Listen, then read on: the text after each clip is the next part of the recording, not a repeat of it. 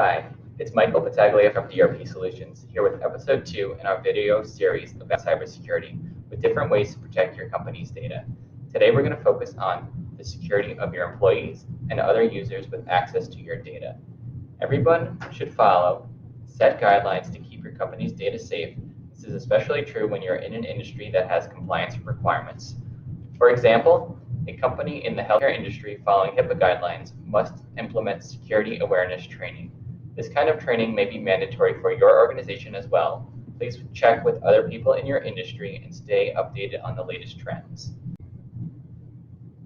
Security awareness training is important, even if it's not mandated, as it educates employees on how to avoid cyber threats.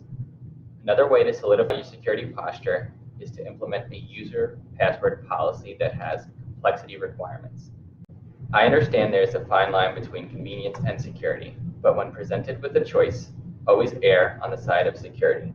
Talk to your IT team about your password policies and ask for advice not only for your workstation credentials, but website logins as well.